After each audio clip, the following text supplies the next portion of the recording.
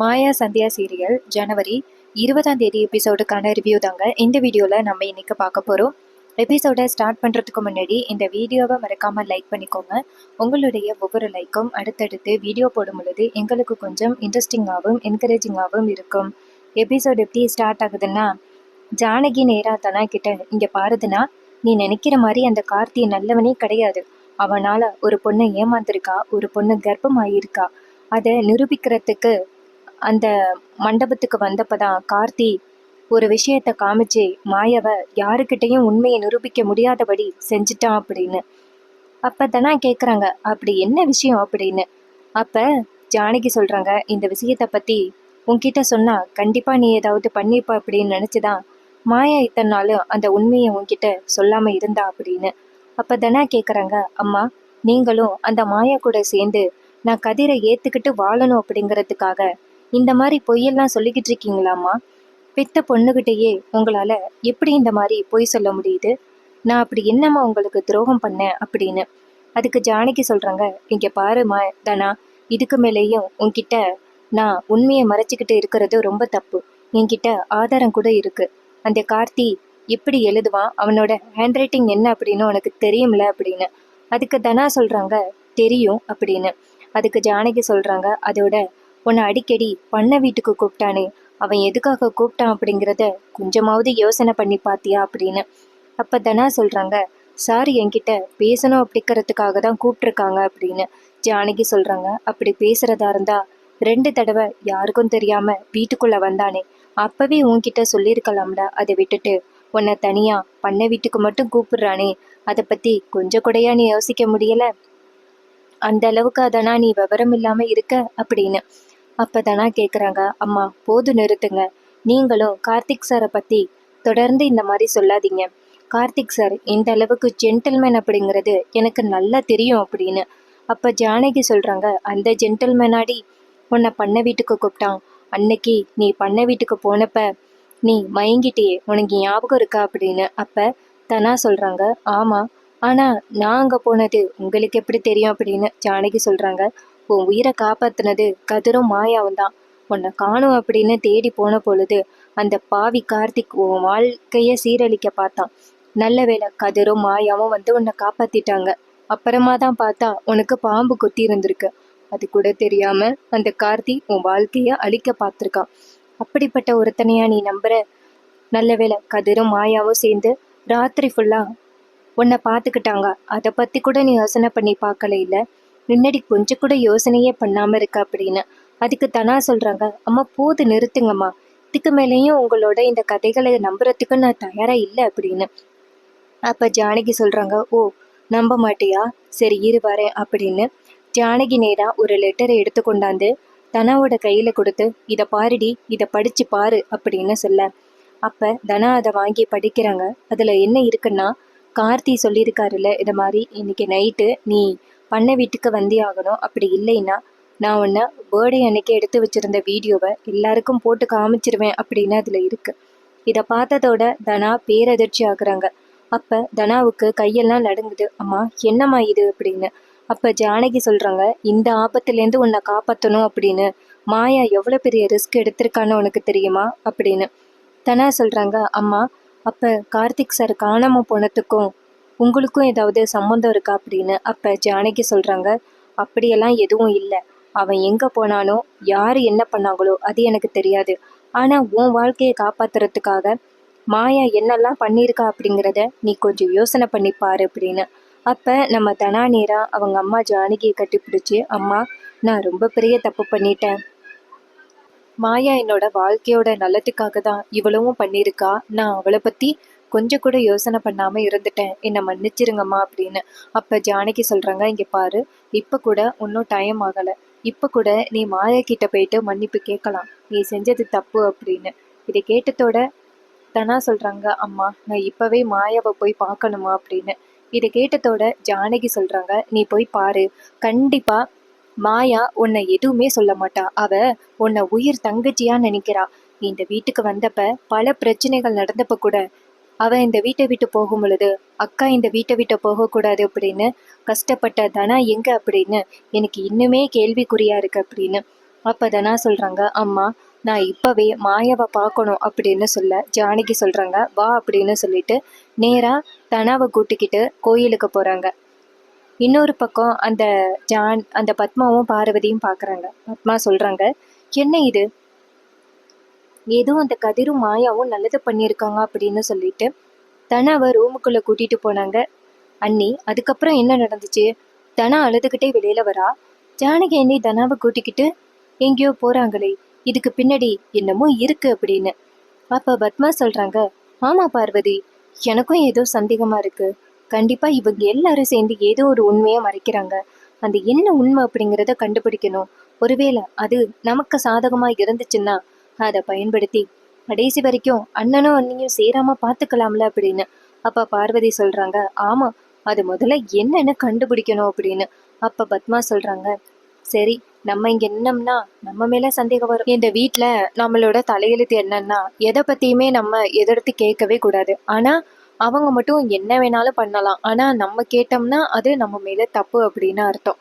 அதனால நமக்கு சாதகமா ஏதாவது ஒரு விஷயம் கிடைக்குதா அப்படின்னு பார்த்து அதை வச்சு ரொம்ப பெரிய பிரச்சனையை உருவாக்கணும் பார்வதி அப்படின்னு சொல்ல, அப்ப பத்மா சொல்றாங்க, ஆமாக்கா, நீங்க எனக்கு துணையா இருக்கிற வரைக்கும் எனக்கு எந்த பிரச்சனையும் இல்லை. இந்த வீட்டுக்குள்ள அடுத்த பிரச்சனைகளை உருவாக்கி நம்ம வேடிக்கை பார்ப்போம். என்னதான் இருந்தாலும் தனா கண்டிப்பா மாயாவை ஏத்துக்கவே மாட்டான். அதுதான் நம்மளுக்கு வேணும் அப்படின்னு. இது கேட்டதோட பத்மா சொல்றாங்க, ஆமண்டி, என்னதான் பண்றான்னு நானும் பாத்துறேனே அப்படின்னு சொல்லிட்டு அந்த இடத்துல இருந்து போறாங்க. அதுக்கப்புறம் தனா நேரா ஜானகியை கூட்டிக்கிட்டு அந்த கோயிலுக்கு போறாங்க. அங்க நம்ம மாயா நேரா சாமி கிட்ட போயிட்டு சாமியை கையெடுத்து கும்பிட்டு, இந்த குடும்பத்துக்காக தான் நான் எல்லா நல்லதும் பண்ணிக்கிட்டு இருக்கேன். இந்த குடும்பம் எந்தவித பிரச்சனையும் சிக்கக்கூடாது அப்படிங்கிறதுக்காக நான் பல தியாகங்களை பண்ணிக்கிட்டு இருக்கேன். ஆனா என்னை பத்தி யாருமே புரிஞ்சிக்க மாட்டேங்கிறாங்களே, எனக்கு மனசு ரொம்ப கஷ்டமா இருக்கு. என்னால என் குடும்பம் ரொம்ப கஷ்டப்படுதோ, பேசாம இந்த ஊரை விட்டு நான் எங்க அப்பா வீட்டுக்கு போயிடலாமோ அப்படின்னு தோணுது. நீங்க தான் ஒரு முடிவு பண்ணணும் அப்படின்னு மாயா சாமியை கையெடுத்து கும்பிடுறாங்க. அதே நேரத்துல தனா அந்த இடத்துக்கு வராங்க. தனா நேரா மாயாவை பார்த்துட்டு அக்கா அப்படின்னு சொல்லி கத்த. அப்ப மாயா திரும்பி பாக்குறாங்க. பார்த்தா நம்ம தனா வந்துகிட்டு இருக்காங்க. தனாவை பார்த்ததோட நம்ம மாயா எந்திரிச்சு நிக்கிறாங்க. அப்ப தனா ஓடி வந்துட்டு மாயாவை கட்டி பிடிக்கிறாங்க, அக்கா அப்படின்னு. அப்ப மாயா கேக்குறாங்க, என்னாச்சு அப்படின்னு. அப்ப தனா சொல்றாங்க, அக்கா, என்னை மன்னிச்சிருக்கா, நான் உன்னை ரொம்ப தப்பா நினைச்சிட்டேன். நான் கொஞ்சம் கூட அறிவே இல்லாம நடந்திருக்கேன். நீ எனக்காக எவ்வளவு பெரிய தியாகங்களை பண்ணியிருக்க. ஆனா உன்னை கொஞ்சம் கூட நம்பாம இருந்திருக்கேன். நீ எனக்காக எவ்வளவு பெரிய விஷயத்த பண்ணியிருக்க அப்படின்னு சொல்ல ஜானகி அந்த இடத்துக்கு வராங்க. வந்ததோட மாயா கேக்குறாங்க, பெரியம்மா சொல்லிட்டீங்களா அப்படின்னு. அப்ப ஜானகி சொல்றாங்க, வேற வழி இல்ல மாயா, இந்த குடும்பத்துக்காக நீ என்னெல்லாம் பண்ணிக்கிட்டு இருக்க, இது எதையுமே நான் சொல்லாம இருக்க முடியுமா? அது உன் வாழ்க்கைக்கு தான் ரொம்ப ஆபத்தா முடியுது. அதனால நான் உண்மையை சொல்லிட்டேன். இனிமே எந்த பிரச்சனையும் இல்லை அப்படின்னு. இதை கேட்டதோட நம்ம தனா சொல்றாங்க, இங்க பாரு மாயா, இப்படியே என்கிட்ட கடைசி வரைக்கும் உண்மையை சொல்லாம இருந்து என்னை பாவி ஆக்கிடலாம்னு பாத்தியா மாயா அப்படின்னு. அப்ப மாயா கேக்குறாங்க, ஏன் தனா இப்படி சொல்ற அப்படின்னு. அப்ப தனா சொல்றாங்க, நான் உன்னை எந்த அளவுக்கு நேசிச்சேன்னு உனக்கு தெரியும்ல, என் உயிர் அக்கா நீ, நீ என்கிட்ட உண்மையை சொல்லியிருக்கலாம்ல, உங்களை விட்டுட்டு நான் எங்க போக போறேன் அப்படின்னு. இது கேட்டதோட மாயா சொல்றாங்க, இல்ல தனா, இந்த விஷயம் உனக்கு தெரிஞ்சிச்சுன்னா அன்னைக்கு கதிருக்கும் உனக்கும் கல்யாணம் ஆகிட்டு அப்படின்னு தப்பான முடிவு எடுத்தியல்ல, அதே மாதிரி மறுபடியும் ஏதாவது தப்பான முடிவு எடுத்துருவியோ அப்படின்னு எனக்கு ரொம்ப பயமா இருந்துச்சு. அதான் இந்த விஷயத்த பத்தி உன்கிட்ட சொல்லாமே இருந்துட்டேன், என்னை மன்னிச்சிரு அப்படின்னு. அப்பதானா சொல்றாங்க, இதே மாதிரி என்னை பாவி ஆக்கிடலான்னு நினைச்சியா? அது கார்த்தி இவ்வளோ பெரிய கேடு கெட்டவனா இருந்திருக்கான். நான் அதை பத்தி கொஞ்சம் கூட யோசிக்காம இருந்துட்டேன். அவரு என்னை பல தடவை அந்த பண்ண வீட்டுக்கு கூப்பிட்டாரு. அப்ப கூட எனக்கு அவரோட உண்மையான கேரக்டர் தெரியாம இருந்துச்சு, என்னை மன்னிச்சிருக்கா அப்படின்னு. அதுக்கு மாயா சொல்றாங்க, இங்க பாரு, நடந்தது நடந்ததாக இருக்கட்டும், இதுக்கப்புறம் அதை பத்தி யோசனை பண்ணி பார்க்காத. நீ கதிரை பத்தி யோசனை பண்ணு. கதிர் ரொம்ப நல்லவன், அவன் கூட நீ சேர்ந்து வாழு அப்படின்னு. அப்ப தனா சொல்றாங்க, அக்கா, பழைய விஷயங்களை மறந்து என்னால உடனே ஏத்துக்க முடியும் அப்படின்னு தோணல, எனக்கு கொஞ்சம் டைம் வேணும் அப்படின்னு. இதை கேட்டதோட மாயா சொல்றாங்க, உனக்கு எவ்வளவு நேரம் வேணுமோ எடுத்துக்க தனா அப்படின்னு. அப்ப தனா சொல்றாங்க, அக்கா, என்னை மன்னிச்சிருக்கா அப்படின்னு. அப்ப மாயா சொல்றாங்க, இங்க பாருமா, இனிமே இந்த வீட்டுல எந்த வித கெட்டதும் நடக்காது, எல்லாமே நல்லதாவே நடக்கும், வா போகலாம் அப்படின்னு. அப்ப தனா சொல்றாங்க, அக்கா நான் அப்பா கிட்ட இந்த விஷயத்த பத்தி சொல்லிடுறேனே அப்படின்னு. மாயா சொல்றாங்க, ஐயோ தனா, இந்த விஷயத்த பத்தி சொல்லாத. நீ இது மாதிரி பாதிக்கூர்ல அந்த பண்ணை வீட்டுக்கு கார்த்தியை பார்க்க போன அப்படின்னு பெரியப்பாவுக்கு தெரிய வந்துச்சுன்னா அது ரொம்ப பெரிய பிரச்சனையாயிரும். பெரியப்பா தான் வளர்ப்பு தப்பாகலை, தான் வளர்ப்பு நல்ல வளர்ப்பு அப்படின்னு நினச்சிக்கிட்டு இருக்காரு. நீ வந்துட்டு பாதி கூறில் பண்ணை வீட்டுக்கு போன அப்படின்னு தெரிஞ்சிச்சுன்னா பெரியப்பாவால் கண்டிப்பாக தாங்கிக்கவே முடியாது. அதனால நீ இந்த விஷயத்தை பற்றி எதையும் சொல்லாமல் இருக்கிறது தான் நல்லது அப்படின்னு.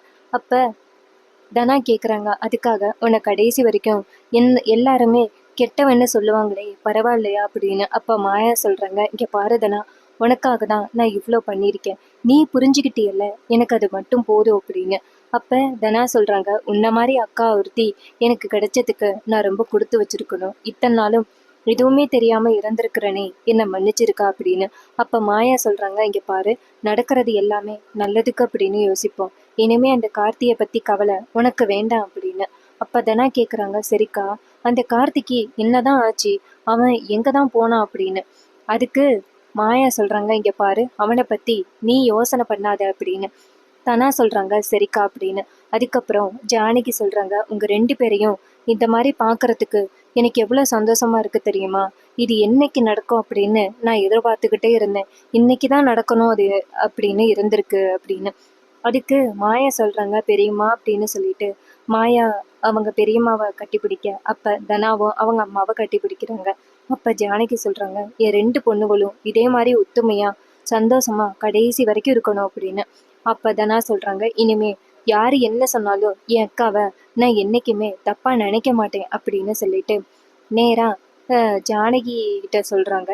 ஜானகி சொல்கிறாங்க, சரி வாங்க சாமி கும்பிட்டுட்டு வீட்டுக்கு போவோம் அப்படின்னு சொல்லி 2 பேருமே சேர்ந்து போயிட்டு சாமி கும்பிட்றாங்க. அப்போ தனா என்ன சாமி கும்பிட்றாங்கன்னா, மாயா எனக்காக எவ்வளோ பெரிய தியாகத்தை பண்ணியிருக்கா, ஆனால் எல்லாருமே சேர்ந்து அவளை தப்பானவ அப்படின்னு நினைக்கிறாங்க. சீக்கிரம் என் அக்கா மேலே எந்த தப்பும் இல்லை அப்படிங்கிறது எங்கள் அப்பாவுக்கு புரிய வரணும், எல்லாமே நல்லதாக நடக்கணும் அப்படின்னு தனா வந்துட்டு சாமி கிட்ட வேண்டுறாங்க. சாமி கிட்ட வேண்டிட்டு வெளியில வராங்க. அப்ப மாயா என்ன வேண்டுறாங்கன்னா, தனாவுக்கு இந்த உண்மை தெரிஞ்சிருக்கு, தனா எதுவும் தப்பான முடிவு எடுத்துடக்கூடாது, அது மட்டும்தான் என்னோட கவலை அப்படின்னு மாயா சாமியை கும்பிட்டுட்டு வெளியில வராங்க. அதுக்கப்புறம் 3 பேரும் சேர்ந்து வீட்டுக்கு வராங்க. அதே நேரத்துல ரகுராம் வீட்டுக்கு வராரு. வீட்டுக்கு வந்து உட்கார்ந்துருக்கும் பொழுது பார்வதியும் பத்மாவும் பேசிக்கிறாங்க. இதை பத்தி நம்ம அண்ணன் கிட்ட சொல்லுவோம், கோச்சிக்கிட்டு தனா வீட்டை விட்டு போயிட்டான்னு சொல்லுவோம், இன்னும் என்னெல்லாம் நடக்குதுன்னு பார்ப்போம் அப்படின்னு. அப்ப பார்வதி சொல்றாங்க, ஆமாக்கா சொல்லுங்க, அப்பதான் அன்னிக்கும் அண்ணனுக்கும் இன்னும் பிரச்சனை அதிகரிக்கும் அப்படின்னு. இதை கேட்டதோட பத்மாவும் சரி வா அப்படின்னு சொல்லிட்டு நேரா ரகுராம போய் பாக்குறாங்க. பத்மா நேரா ரகுராம் கிட்ட அண்ணன் அப்படின்னு. அப்ப பாட்டி நேரா பத்மா கிட்ட, இங்க பாரு சொல்லாத அப்படின்னு சொல்ல ரகுராம் கேக்குறாரு, ஏமா என்னாச்சு, என்ன சொல்ல வேணான்னு சொல்றீங்க அப்படின்னு. அதுக்கு பாட்டி சொல்றாங்க, இல்ல பிறகு காலையில ஒரு சின்ன பிரச்சனை அப்படின்னு. அப்ப ரகுராம் கேக்குறாரு, என்ன பிரச்சனை அப்படின்னு.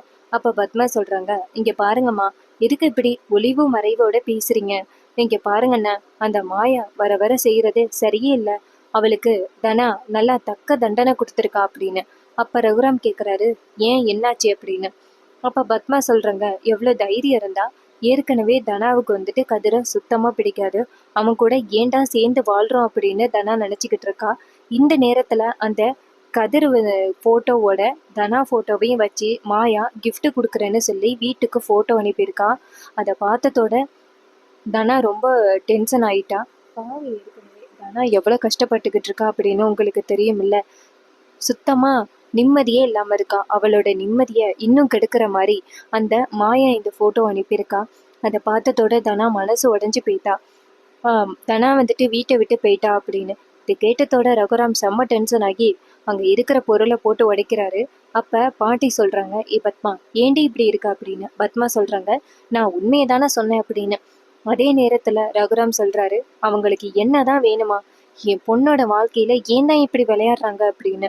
அப்ப பாட்டி சொல்றாங்க, இங்க பாரு ரகு, இந்த பத்மா தேவையில்லாதது எல்லாம் சொல்றா அப்படின்னு. அப்ப பத்மா சொல்றாங்க, இங்க பாருங்க, சண்டை நடக்கும் பொழுது நானும் தான் இருந்தேன் அம்மா, நீங்க இந்த பிரச்சனை நடக்கக்கூடாது அப்படிங்கிறதுக்காக பேசுறீங்க, ஆனா உங்களுக்கு கொஞ்சம் கூட புரியவே இல்லை, பாவம் தானா இந்த அளவுக்கு கஷ்டப்படுறா அப்படிங்கிறது இந்த வீட்டில் உள்ள யாருக்குமே புரிய மாட்டேங்குது அப்படின்னு. அதே நேரத்துல நம்ம தனா, ஜானகி, மாயா 3 பேர் வீட்டுக்குள்ள வராங்க. அப்ப டக்குன்னு நம்ம ரகுராம் வந்துட்டு அங்கேயே நில்லுங்க அப்படின்னு சொல்ல 3 பேரும் அங்கேயே நிக்கிறாங்க. அப்ப ரகுராம் நேரா தனா கிட்ட வந்துட்டு நீயும் கதிரும் ஒன்னா இருக்கிற மாதிரி போட்டோவை ரெடி பண்ணது மாயாவா அப்படின்னு சொல்ல அப்ப தனா சொல்றாங்க இல்லப்பா, மாயா அப்படி போட்டோ ரெடி பண்ணாலும் எந்த பிரச்சனையும் இல்லை அப்படின்னு. அப்ப பத்மா சொல்றாங்க என்ன தானே அப்படி சொல்ற, நீ எந்த அளவுக்கு கஷ்டப்பட்டு வருந்துன்னு நாங்க பார்த்தோம், நீ என்னடி இப்ப இப்படி சொல்ற அப்படின்னு. அதுக்கு தனா சொல்றாங்க அந்த போட்டோவை எனக்கும் அக்காவுக்கும் சண்டை வரணும் அப்படிங்கிறதுக்காக யாரோ ஒருத்தவங்க அப்படி ரெடி பண்ணியிருக்காங்க. அப்பா இது மாயா மேல எந்த தப்பும் இல்லை, மாயாவை திட்டாதீங்க, மாயா ஏன் நல்லதுக்காக தான் எல்லாத்தையும் பண்றா, நீங்க அவளை தப்பா நினைக்காதீங்கப்பா அப்படின்னு. அதுக்கு ரகுராம் சொல்றாரு இங்க என்ன நடக்குது அப்படின்னு. அதுக்கு தனா சொல்றாங்க அப்பா இது மாதிரி மாயா போட்டோ அனுப்புனா அப்படின்னு சொல்லிட்டு நானும் கதிரும் இருக்கிற மாதிரி யாரோ ஒருத்தவங்க எங்க வீட்டுக்கு போட்டோ அனுப்பியிருக்காங்க, அது யாருன்னு தெரியல, போட்டோ ஸ்டுடியோல போய் கேட்டா கண்டிப்பா சொல்லிடுவாங்க அப்படின்னு. இதை கேட்டதோட பத்மாவும் பார்வதியும் அதிர்ச்சி ஆகுறாங்க. பார்வதி சொல்றாங்க ஐயோ அக்கா இப்பதான் ரொம்ப பெரிய பிரச்சனையிலேருந்து மீண்டு வந்தேன், இப்ப மறுபடியும் ஒரு பிரச்சனையில சிக்க போறேனா அப்படின்னு. அதுக்கு பத்மா சொல்றாங்க கவலைப்படாத, நீ மாட்ட மாட்ட, நான் பாத்துக்கிறேன் அப்படின்னு. அதுக்கு பாட்டி சொல்றாங்க நீங்க பாருப்பா ரகு, அதெல்லாம் எந்த பிரச்சனையும் இல்லப்பா, நீ பிபி ஆகாத அப்படின்னு. அப்ப தனா சொல்றாங்க அப்பா நீங்க நினைக்கிற மாதிரி எந்த பிரச்சனையும் இல்லை, மாயா மேல யாரோ பழி போட்டு போட்டோ அனுப்பியிருக்காங்க, ஆனா இப்ப அது மாயா மேல தப்பு இல்லை அப்படின்னு எனக்கு தெரிஞ்சு போச்சு, இனிமே எந்த கவலையும் இல்லப்பா, நீங்க போயிட்டு ரெஸ்ட் எடுங்க, நானும் மாயாவும் இப்ப பழையபடி அக்கா தங்கச்சி ஆகிட்டோம் அப்படின்னு. இது கேட்டதோட பார்வதிக்கும் பத்மாவுக்கும் செம ஷாக்கு. அப்ப தனா சொல்றாங்க இனிமே யாரு என்ன சொன்னாலும் என் அக்கா கிட்ட இருந்து நான் பிரியவே மாட்டேன் அப்படின்னு சொல்லிட்டு தனா அந்த இடத்துல இருந்து போறாங்க. இதை பார்த்ததோட பத்மாவும் பார்வதிக்கு செம்ம ஷாக்கு. அப்ப பத்மா சொல்றாங்க இவ தானே கொஞ்ச நேரத்திற்கு முன்னாடி தனாவை அடிச்சு வீட்டை விட்டு துரத்துனா, இப்ப என்னடி இப்படி சொல்லிட்டு போறா அப்படின்னு. அப்ப பார்வதி சொல்றாங்க ஆமாக்கா, கண்டிப்பா ஏதோ ஒரு விஷயம் நடந்திருக்கு, இவங்களுக்குள்ள ஏதோ ஒரு ரகசியம் இருக்கு, அந்த ரகசியம் தனாவுக்கு தெரிஞ்சதோட தான் இப்ப தனா கோவப்படல, ஸோ கண்டிப்பா இதுக்கு பின்னாடி ஏதோ ஒரு காரணம் இருக்கு அப்படின்னு சொல்லி பேசிக்கிறாங்க. அப்ப பார்வதி சொல்றாங்க ஆமாக்கா அது என்னன்னு கண்டுபிடிக்கணும் அப்படின்னு. அதே நேரத்துல நம்ம பத்மா அந்த இடத்துக்கு வராங்க. பத்மா அந்தத்தோட ஜானகி நேரா அந்த இடத்துல இருந்து போகும் பொழுது மாயா நேரா அவங்க கிட்ட போயிட்டு என்ன அக்கா தங்கச்சிக்குள்ள பிரச்சனையை உண்டாக்கி என்னை இந்த வீட்டை விட்டு துரத்தின பிறகு பெரியப்பாவையும் பெரியம்மாவையும் பிரிக்கலாம் நினைச்சிங்களா, இப்ப ஏன் கூட என் தங்கச்சி தனாவும் சேர்ந்துட்டான், இனிமே உங்களால எதுவும் பண்ண முடியாது, ஏதோ நீங்க எடுத்த முடிவுல ஒரு நல்லதும் அமைஞ்சிருக்கு, தனாவுக்கு உண்மைகள் தெரிஞ்சு என்ன புரிஞ்சுக்கிட்டா, இனிமே ஏதாவது இந்த மாதிரி திட்டம் போடணும் அப்படின்னு நினைச்சீங்கன்னா அவ்வளவுதான் அப்படின்னு சொல்லிட்டு மாயா சமயா பத்மாவையும் பார்வதியும் வெளுத்து கட்டுறாங்க. ரொம்பவே சூப்பராக அப்கமிங் எபிசோட கொண்டு போகிறாங்க. இதே மாதிரி இனிமே அப்டேட்ஸ் நம்ம சேனலில் தொடர்ந்து பார்க்கணும்னா மறக்காமல் நம்ம சேனலை சப்ஸ்கிரைப் பண்ணிக்கோங்க. பக்கத்தில் உள்ள பெல் ஐகானை கிளிக் பண்ணி ஆல்னு செட் பண்ணிக்கோங்க. அப்போ தாங்க நியூ வீடியோஸ் போடும் பொழுது உங்களுக்கு நோட்டிஃபிகேஷன் வரும்.